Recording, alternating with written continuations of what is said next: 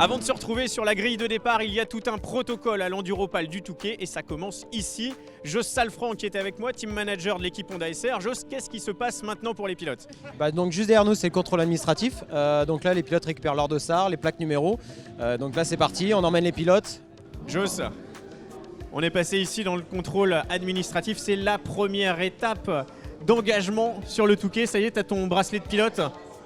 Parfait. Voilà, exactement, là ça part de là, hein. Les pilotes, tout est finalisé, les papiers, là ça y est, c'est maintenant, on passe à la partie pour récupérer les dossards. Tu auras quel numéro? Moi le numéro 49. Matteo Millot, madame, le 49, vous l'avez? Première étape, maintenant direction la moto. Direction la moto. Bon alors Jos, après le passage des pilotes, on va s'occuper des motos maintenant. Exactement, là on contrôle les casques, contrôle donc la protection pectorale et dorsale. Voilà, des petites vérifs qu'on fait comme sur toutes les motos pour le contrôle technique. C'est bon? Ça passe monsieur? C'est très bien. Allez, on y va. C'est sérieux, hein?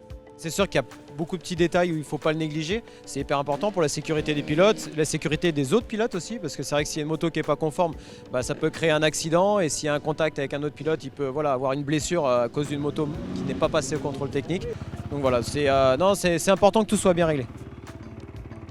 Alors Jos, c'est un point déterminant maintenant, c'est le dernier passage du contrôle technique, c'est le sonomètre. Exactement, voilà, c'est très important. C'est sûr qu'il faut respecter l'environnement et tout ça, donc on travaille énormément sur le bruit. Alors le bruit, c'est quoi la limite en décibels? Donc c'est 114 décibels avec prise de gaz à fond. Alors on y va.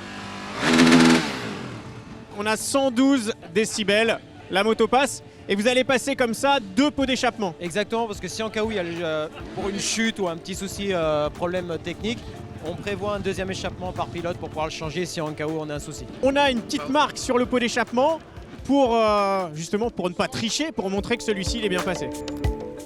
On arrive à la dernière étape, Jos, c'est le parc fermé qui attend ces motos dans quelques instants. C'est l'étape ultime avant le départ.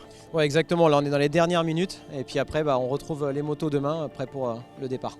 On va les voir justement parce que c'est un moment assez solennel de laisser sa moto là-bas. Let's go. Alors elles sont toutes là, plus de 1000 motos sont présentes dans ce parc fermé. C'est le dernier moment, on les laisse, on les bichonne, qu'est-ce qu'on fait pour qu'elles dorment ici? C'est ça, un petit mot doux pour passer une bonne nuit. Qu'est-ce qu'on leur dit? Que demain tu t'ailles jusqu'au bout, s'il te plaît, pas de mauvaise surprise. Non voilà, après c'est vrai que c'est une des courses, c'est très rare de laisser les motos comme ça toute la nuit. Donc c'est pour ça qu'on les bâche d'ailleurs, c'est pour ça qu'on les bichonne un petit peu. Et puis après on fait un petit test le lendemain direct quand les pilotes arrivent, la démarre pour voir s'il n'y a pas de souci de batterie ou quoi que ce soit. C'est vraiment les petits checks à faire. Et puis après on est parti pour 3 heures de folie. Et les pilotes, eux, n'auront pas le droit de venir là, ça s'appelle un parc fermé, on n'a plus le droit d'y toucher. Oui, complètement, vraiment là les pilotes viennent déposer leur moto et après vraiment ils les retrouveront demain matin. Ouais. Eh bien très bien, merci Jos.